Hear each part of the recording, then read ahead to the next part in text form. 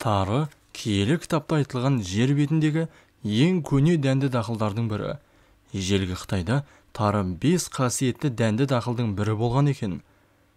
Бұл тақырыпқа өтпес бұрын мына ақпаратқа назар салуларыңызды сұраймыз. Біздің арнамызда шығатын видеоларды 58%-дан астам адам тіркелмей көреді екен.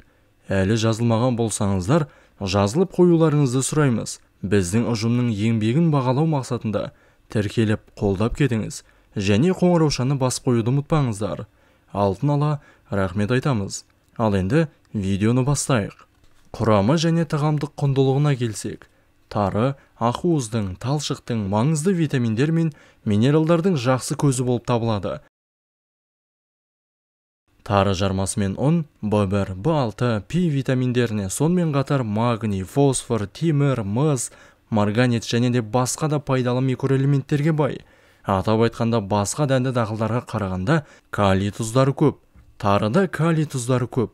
100 грамм шикі тары құрамында 378 килокалория, 11 грамм ақуыз, 4,2 грамм май, 64 грамм көмірсу, 8,5 грамм жасұнық, 9 грамм су және 0 грамм холестерин бар.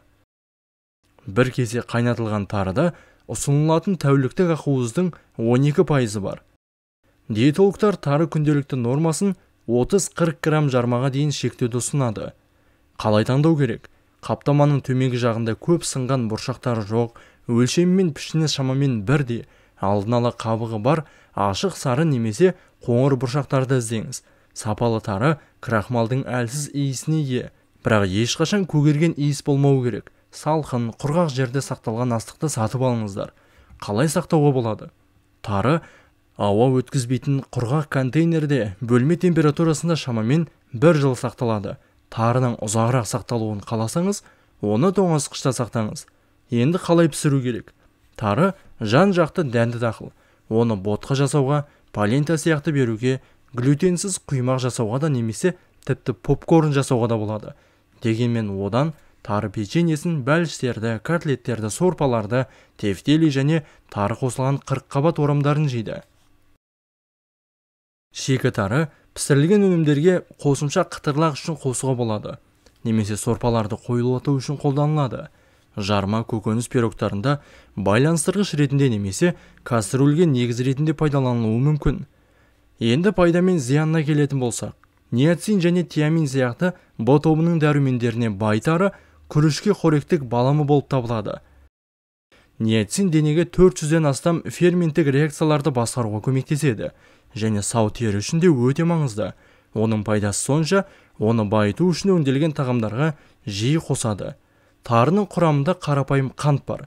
Нәтижесінде бидай немесе күрішке қарағанда қандағы қант деңгейі төмендейді. Бұл балалардағы семіздік қаупінің алдын алады.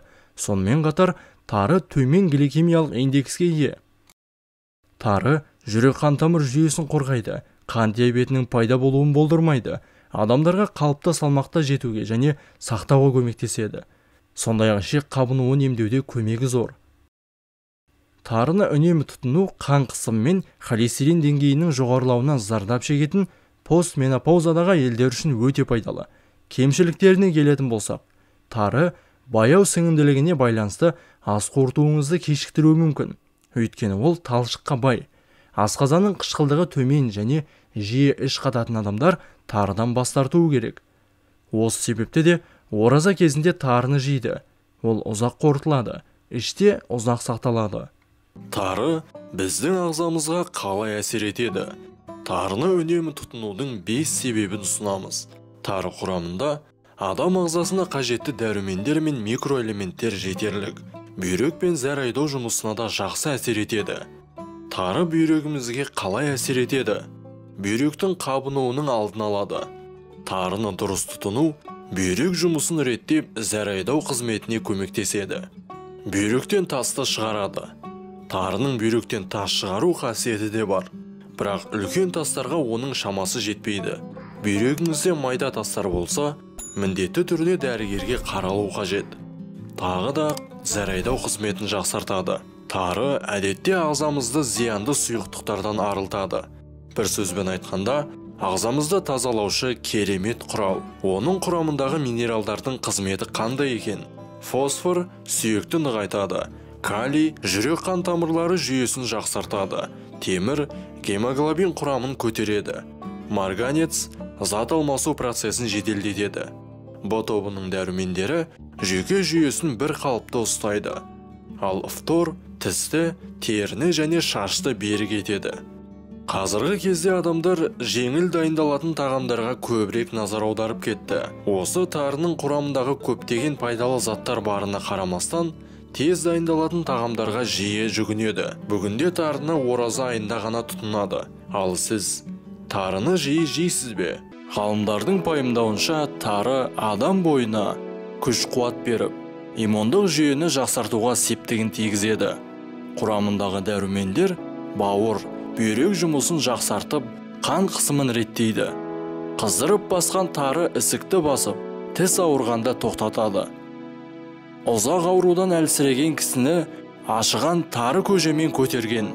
Тары көже әрі сусын, әрі тамақ болады. Түптеп келгенде жас босанған әйелдің сүтін молайтуға, тісті, қызыл иекті қатайтуға пайдасы мол. Халқымыз тарыны жауынгер дақыл деп біліп, кеспе көже күн батқанша, бидай көже ел жатқанша, тары көже таң атқанша деп айтқан. Тарыны адам ағзасына қажетті витаминдердің қайнар көзі десе де болады. Құрамында белоктар жеткілікті. Соған орай аллергияны қоздыратын глютен жоқ. Әрі Б тобына жататын витаминдерге және бауырдың дұрыс жұмыс істеуіне аса қажетті холинге бай. Тарының құрамында адам сүйектеріне, жүрекке, иммунитетті көтеруге керекті магний мен фосфор, калий, цинк сияқты металдар көп. Тарыда адам ағзасына қуат көзімен қамтамасыз етіп отыратын крахмал да жеткілікті. Соған орай кейбір жармалар сияқты қандағы қанттың көбеюіне ықпал етпейді деп жазады.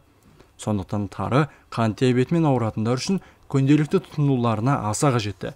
Тарыда көз жанарының бұзылуына әсер ететін зиянды заттардың әрекеттерін тоқтататын антиоксиданттар бар. Сонымен бірге өт қабы мен өт жолдарының жұмысына тигізер пайдасы зор.